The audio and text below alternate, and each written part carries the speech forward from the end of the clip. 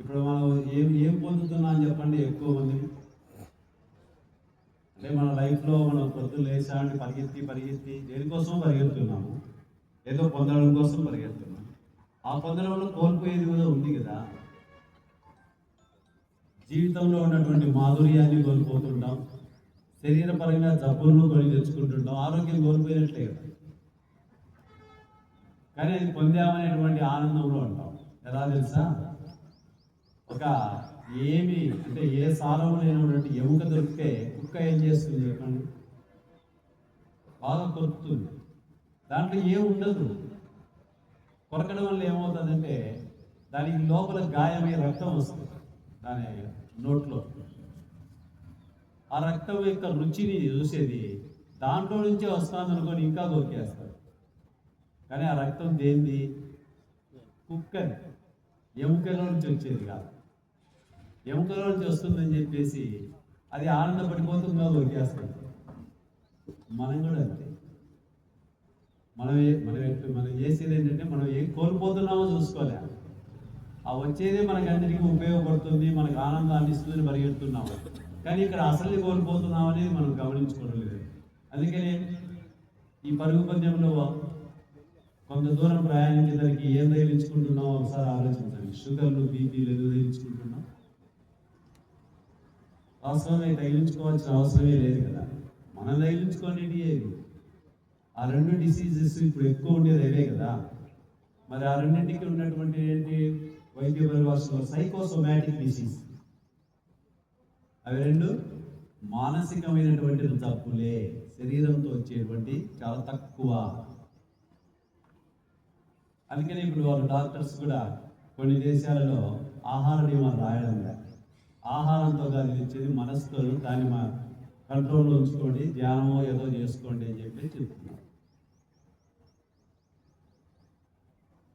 Doctor Madhu research centre ఎక్కడంటే కలకత్తాలో ఏదో ఉంది. రీసెంట్గా మన ఇండియాలో ఒక 6 ప్రధాన నగరాల్లో రీసెర్చ్ చేశారు. ఇప్పుడు కొత్తగా రీసెర్చ్ చేసి ఎందుకు షుగర్ మీద ఈ విధంగా జరుగుతుంది రీసెర్చ్ చేస్తే ఆయన చేసి ఏం చెప్పారంటే గవర్నమెంట్కు సైన్స్ రాసి మొన్న అప్పగించాడు. షుగర్ వాళ్ళకి ఈ విధంగా చేసుకోండి, జీవన విధానంలో కొంత మార్పు చేసుకొని ప్రతిరోజు ఆ ఆసనాలు, సూర్య నమస్కారాలు, ఒక 9 రౌండ్లు సూర్య నమస్కారాలు, ఆ రాళ్ళలో కూడా కొన్ని ఒక 2-3 సార్లు చేయాల్సినటువంటి ఉన్నాయి. మనం ఆల్రెడీ చేస్తున్నాం. ప్రాణాయామ, కొద్దిసేపు మెడిటేషన్. ఇది అతను రికమెండ్ చేసింది. అతను డాక్టర్, గవర్నమెంట్కి రికమెండ్ చేశాడు, దీన్ని అమలు చేయండి. చూడండి, అందుకని మనం ఏదైనా కూడా ఈ యోగా అనేదాన్ని ఒక జీవన విధానంగా తీసుకోవాలి. అంటే ఇది మనం ఏదైనా కానీ ఇప్పుడు ఫిజియోథెరపీకి వెళ్తాం, అది ఒక ట్రీట్మెంట్. జిమ్కి వెళ్తాం, అదొక శరీరాన్ని తగ్గించుకునే ఒక ప్రక్రియ. అట్లాగే మనం అందరం యోగాకి వెళ్తే ఆరోగ్యం బాగుంటుంది, జబ్బులు తగ్గించుకోవచ్చు. యోగా అనేదాన్ని ఆ పద్ధతిలో చూడాకండి. యోగా అనేది ఒక జీవన విధానం. అంటే మనం ప్రొద్దున లేచాల ఉండి ముఖం కడుక్కోవడము, స్నానం చేయడము, మలమూత్రాలను విసర్జించడము అనేటువంటిది ఎలా అయితే ఒక ప్రాసెస్ జరుగుతుందో అలా మన జీవితంలో ఇదొక విధానం. అంటే యోగా అనేది ఒక విధానం. ఈ విధానాన్ని ఆచరించడం, ఇది మనలో ఐక్యమైపోవాలి. అంతేగాని ఇది జబ్బులు తగ్గించేటువంటి ఒక ప్రక్రియ కాదు. అలా ఎప్పుడైతే తీసుకుంటామో అప్పుడు ఆటోమేటిక్గా ఆ ప్రయాణం ఎప్పుడైతే కొనసాగిస్తామో ఇక మనకు మానసికంగా 4 రకాలైన ఆరోగ్యం వస్తుంది. 4 రకాల ఆరోగ్యం. ఇప్పుడు మనకు ఎన్ని రకాల ఆరోగ్యం వస్తుందంటే ఒకటే. బయట ప్రపంచంలోకి వెళ్ళినప్పుడు మనకి ఎక్కడ ఎమోషన్స్ లేవా, కోపతాపాలు లేవా, ఘర్షణ వాతావరణాలు లేవా, మాట్లాడే దాంట్లో మనకు తేడాలు లేవా, అవతల నుంచి తగిలించుకునే చేతులు లేవా, అహంకారంతో అవతలోడు కానీ మనం కానీ ప్రవర్తించినప్పుడు కలిగేటువంటి ఘర్షణ, వాటి వల్ల వచ్చే ఎమోషన్స్, కోపం కానీ, దుఃఖం కానీ, స్త్రీలైతే ఏడుపు కానీ, లోపల ఈర్ష్య ద్వేషాలు కానీ ఇవన్నీ తగిలించుకునేవి కాదా? ఇవన్నీ బయట నుంచి మనం కొని తెచ్చుకునేవి కాదా? ఇవే కదా మన జబ్బులకు మూలం.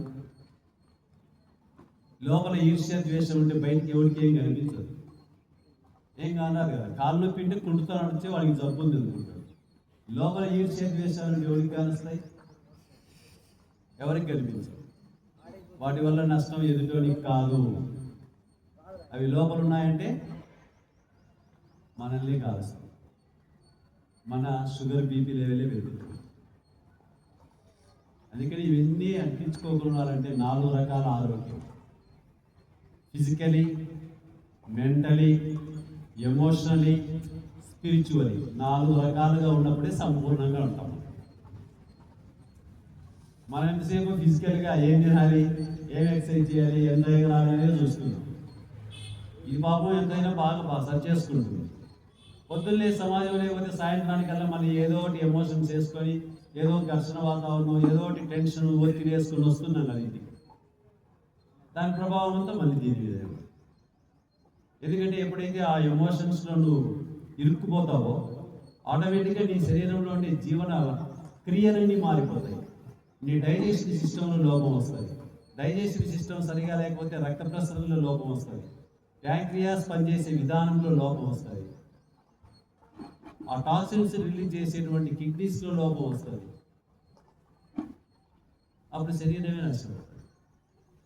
కానీ శరీరంలో జబ్బు వచ్చింది. ఇప్పుడు శరీరంలో కాదు కదా జబ్బు వచ్చింది, నీ ఎమోషన్స్ జబ్బు.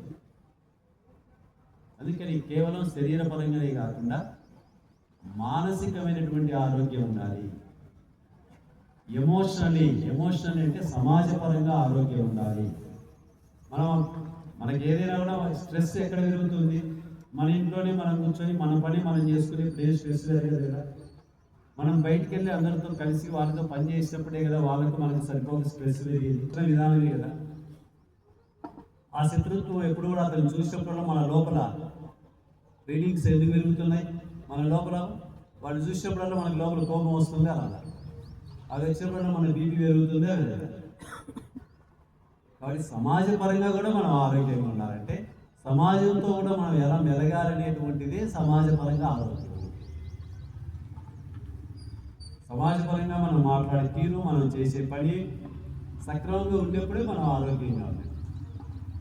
అక్కడ వాడేదో కొంతమంది మనం ఎవరో తెలియదు, మనం ఏం చేస్తాం? యాడినా కూడా మనం సక్రమంగా గుర్తించాలి. నా పలుకుబడి ఏంటంటే నీ పలుకుబడి ఎక్కడో ఉంటుంది, వాడికి కొత్తవాడికి ఏం తెలుస్తుంది? అక్కడికి వెళ్ళినప్పుడు కూడా మనం గుర్తింపు కోసం ప్రార్థనప్పుడు ఏమవుతుందంటే అక్కడ ఉన్న వాళ్ళు మనం సరిగా పట్టించుకోకపోతే లోపల రకమైనటువంటి ఇది కాదు. అందుకని సమాజ పరంగా కూడా మనం సక్రమంగా మాట్లాడే విధానంలో కానీ చేసే ఏదైనా పనుల్లో కానీ సక్రమంగా ఉన్నప్పుడే, ఆ ఎమోషన్స్ మనం అంటించుకోకుండా ఉన్నప్పుడే సమాజ పరంగా కూడా ఎమోషన్ పరంగా కూడా మనం సక్రమమైన ఆరోగ్యంగా ఉన్నట్లు లెక్క. లేకపోతే వాటన్నిటితో తీసుకొచ్చి మళ్ళీ శరీరం మీదే వస్తుంది.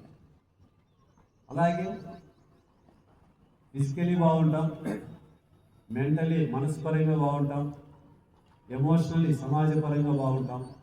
ఈ మూడింటి పరంగా సక్రమంగా ఉండాలంటే మొట్టమొదటిగా తెలుసుకోవాల్సిందంటే స్పిరిచువాలిటీ, ఆధ్యాత్మికత. అందుకే స్పిరిచువల్ హెల్త్,